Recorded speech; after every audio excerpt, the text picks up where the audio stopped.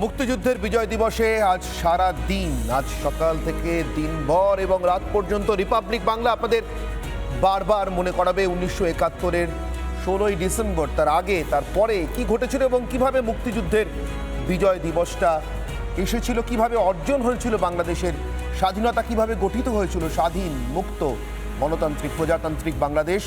যে বাংলাদেশ থেকে আজ জাতির জনকের মূর্তি ভেঙে তাকে অসম্মান করে, অশ্রদ্ধা করে তাকে আবার পূর্ব পাকিস্তানে ফিরিয়ে নিয়ে যাওয়ার চেষ্টা হচ্ছে, ঠিক এরকম একটা মুহূর্তে, এরকম একটা সন্ধিক্ষণে আমরা আজ রিপাবলিক বাংলায় সারা দিন 1971-এর মুক্তিযুদ্ধের বিজয় দিবস উদযাপন করছি এবং একই সঙ্গে স্মরণ করছি সেই বীর মুক্তিযোদ্ধাদের এপারের এবং ওপারের।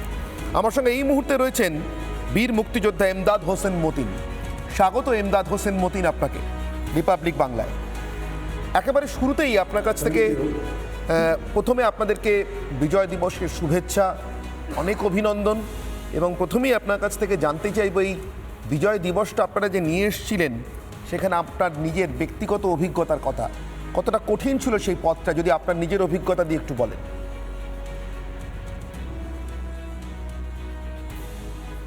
আসসালামু আলাইকুম। ওয়ালাইকুম আসসালাম। আপনারা কি শুনতে পাচ্ছেন? একদম শুনতে পাচ্ছি। ওয়ালাইকুম আসসালাম, বলুন প্লিজ। এই বিজয় দিবসে আয়োজনের জন্য আমি রিপাবলিক বাংলাকে ধন্যবাদ জানাই এই বিজয় দিবসের আয়োজন করার জন্য। এবং আমার নাম, আমি এমদাদ হোসেন মতিন। 1971 সালে আমি এপ্রিলের 10 তারিখ আমি ভারতে যাই আমাদের যুদ্ধে অংশগ্রহণ করার জন্য, 1 নম্বর সেক্টর হরিণা ক্যাম্পে। সেখান থেকে শুনতে পারলাম যে নেভিতে লোক নেবে, এইটুকু শুনি আমরা লাইনে দাঁড়াই এবং আমরা হরিণা ক্যাম্প থেকে 60 জন আমরা রিক্রুটিং হই। আমরা এরপরে আমাদেরকে আগরতলা তাজু ক্যাম্পে নিয়ে যাওয়া হয়। ওখান থেকে আমাদেরকে নিয়ে যাওয়া হয় ধর্মতলা এই রেল স্টেশনে। ওখান থেকে আমরা 5 দিন 5 রাতে, আমরা তখন ফারাক্কাবাদ কমপ্লিট হয়নি, ওখানে আমরা নামতে হয়েছে। আমরা ফেরিতে ওপারে গিয়া আমরা শিয়ালদহে যাই। শিয়ালদহ থেকে আমরা হাওড়াতে নিয়ে আসে। ওখান থেকে আমরা এই পলাশিতে যাই, যেখানে 1757 সালে আমাদের শেষ স্বাধীন নবাব সিরাজউদ্দৌলা পরাজয় হয়। সেই পলাশিতে ভাইগত বিদ্যারে আমাদের ক্যাম্প করা হয়েছিল, নৌ কমান্ডারদের ক্যাম্প। সেখানে গিয়ে আমরা দেখতে পারি যে আমাদের আগেও 2-3টা বেস এসেছিল। তারা এই যে অপারেশনটা হবে, এটা যে বাংলাদেশের চট্টগ্রাম বন্দর, মোংলা বন্দর, চাঁদপুর, নারায়ণগঞ্জ, এটা অপারেশন হবে এবং এই অপারেশনে ও ফিরতে পারবে না। এটাকে আমাদেরকে বলা হলো যে কেউ এক বাপের এক ছেলে বা তার প্রতি সংসার নির্ভর করে, তাহলে এখানে থাকবা কিনা, থাকবা না, এটা কোনো ইচ্ছা তুমি ল্যান্ডে চলে। আর এই যুদ্ধে অংশগ্রহণ করলে ও ফিরতে পারবে না, ফেরত আসতে পারবে না। এটাকে সুইসাইড করে বলা হয়। এখন স্টামে স্বাক্ষর করতে হবে, এগুলা বলার পরে আমাদের মধ্যে অনেকেই ল্যান্ডে চলে আসছে। যাক, সেখানে আমাদের আবার পরীক্ষা নেওয়া হলো ভাগীরথী নদীর ওপার গিয়ে ফেরত আসা। একটা টার্গেট দিয়ে দিয়েছিল আমাদেরকে, তখন খুব ছোট ছিল, তখন মনে হয় মে মাসের 1st উইকের দিকে। তো এরপরে আমরা যারা ওখান থেকে আমরা 60 জনের মধ্যে 30 জন টিকলাম, আর 30 জন ল্যান্ডে চলে আসলো। আর এই 30 জনের মধ্যে যারা পরবর্তীতে হয় নাই, ট্রেনিং করতে পারতেছে না, খুব কঠিন ট্রেনিংটা ছিল আমাদের, এটা আমরা চিন্তা করতে পারি নাই যে এরকম ট্রেনিং হবে। সেখান থেকে যারা আমাদের মধ্যে আরো 5-7 জন বাদ পড়ে গেল, তাদেরকে আর বিদায় না করে তাদেরকে আমাদের কিচেনে তাদেরকে ব্যবস্থা করে দেবে, আমাদের জন্য পাকটা করবে আর কি। তখন আমরা 13ই এপ্রিল 1971-এ, 13ই মে 1971-এ আমাদের ট্রেনিং শুরু হলো। আমাদের ট্রেনিংটা এত কঠোর ছিল, যেটা এখন যদি চুপপাতা বসার পরে মনে হয় অনেক কষ্ট, মনে ভয় লাগে যে আমরা, যাই হোক, আমরা ট্রেনিংটা এত কষ্ট ছিল। সকালে আমরা ভোর 5টায় উঠতে হতো, উঠে আমরা পিটি প্যারেড করে তখন আমাদের ব্রেকফাস্ট করে আমরা ট্রেনিংয়ে চলে যেতাম। আমাদের প্রতিটা গ্রুপে 20 জন করে ছিল। আমরা শুধু 30 জন না, এইভাবে বিভিন্ন সেক্টর থেকে আসছে। মোট আমরা 298 জন ছিলেন কমান্ডো, নেভেল কমান্ডো, কেউ মেরাইন কমান্ডো বলে। তো এখন আমাদের ক্যাম্পে আমরা 20 জন করে গ্রুপ ছিল, এক এক গ্রুপে 20 জন করে আমরা ট্রেনিং করি। কেউ নদীতে ট্রেনিং করতে চলে যায়, আর একটা গ্রুপ আমরা এই ল্যান্ডে উপরে একটা কমব্যাট ক্লাস আছে, যে এটার অর্থ হলো যে বিনা অস্ত্রে শত্রু ঘায়েল করা, এটা ট্রেনিং এবং ফিটনেস নিয়ে আসা আর কি। যাই হোক, এখন আমাদের রাত দিন আমাদের কোনো নাই, আমরা শুধু 16 ঘন্টা আমাদের ট্রেনিং করতাম এবং বাকি টাইমটা আমরা ঘুমাতাম। প্রথম রুটি হলো সকালবেলা আমাদের যে ভাইমতিনাথের যে মাঠ আছে, মাঠের মধ্যে আমাদের জাতীয় সঙ্গীত হতো। জাতীয় সঙ্গীতের পরে আমাদের ট্রেনিং আরম্ভ হতো। আমি একটা কথা এখানে একটু জিজ্ঞাসা করবো আপনাকে, এমদাদ হোসেন মতিন সাহেব, আপনি এমন একটা জায়গার বর্ণনা দিচ্ছেন, আমার রীতিমতো গায়ে রোম খাড়া হয়ে যাচ্ছে। তার কারণ আমরা জানি যেমন আমাদের একটা চিকেন স্নেক আছে, সেরকম বাংলাদেশেও একটা চিকেন স্নেক আছে, এবং বাংলাদেশের এই চিকেন স্নেককে, তার অবস্থানকে খুব কৌশলীভাবে কাজে লাগিয়েছিলেন আপনারা মুক্তিযোদ্ধারা, এবং একই সঙ্গে তাকে ট্যাকটিক্যালি এবং সামরিকভাবে সাহায্য করেছিল ভারত।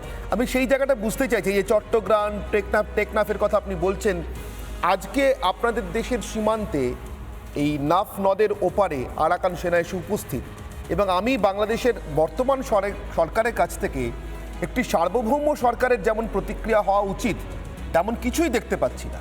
একজন মুক্তিযোদ্ধা হিসেবে এটা আপনাকে কতটা ব্যথা দিচ্ছে, আপনাদের কি মনে হয়?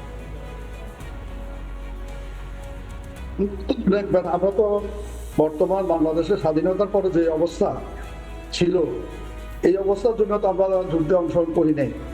আমরা তো চাইছিলাম একটা সামাজিক ন্যায়, বিচার, মানবতা, সর্বদিকে একটা শান্তির দেশ হবে। তো যাই হোক, আমি এখন কি আমার ট্রেনিং এর কথা বলবো? আপনি নিশ্চিতভাবে আপনার অভিজ্ঞতার কথা বলুন, কিন্তু আমি এই টেকনাফ চট্টগ্রাম অঞ্চলটা, এটা যেভাবে যে কৌশলে আপনারা মুক্তিযুদ্ধের সময় এটাকে প্রথম স্বাধীন করেছিলেন, আপনি বলছিলেন, যে বর্ণনা দিচ্ছিলেন, আজকে ঠিক তার উল্টোটা হতে যাচ্ছে। আমি এই কনটেক্সটটাও একটু বুঝতে চাইছিলাম, যে মুক্তিযোদ্ধাদের কাছে এটা কতটা কষ্টের, কতটা দুঃখের, ব্যথা। না, আমরা টেকনাফের ব্যাপারটা না, আমাদের টার্গেট ছিল, এবং আমরা কমপ্লিটলি, আপনাকে একটা কথা বলি যে এটা আমাদের যে ট্রেনিংটা করেছে, আমাদের এটা 10 নম্বর সেক্টর, সেই সেক্টরে কোনো সেক্টর কমান্ডার ছিল না, সেটা ছিল ইন্ডিয়ান নেভির আন্ডারে।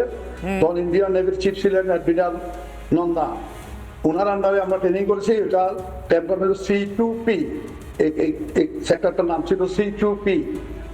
C2P আমাদের কাজ ছিল চট্টগ্রাম বন্দরকে অচল করা, মোংলা বন্দরকে অচল করে দেওয়া, যাতে নারায়ণগঞ্জ এবং চাঁদপুর, এখানে যেগুলো যে পাকিস্তান বাহিনীরা অস্ত্র নিয়ে আসতো আমাদের দেশে জাহাজে করে, কারণ প্লেনে তো এত ভারী অস্ত্র আনা যায় না, যাতে বাংলাদেশে কোনো গোলা বারুদ আনতে না পারে, আমরা বিভিন্ন বন্দরকে অচল করে দেওয়াই আমাদের মূল উদ্দেশ্য ছিল।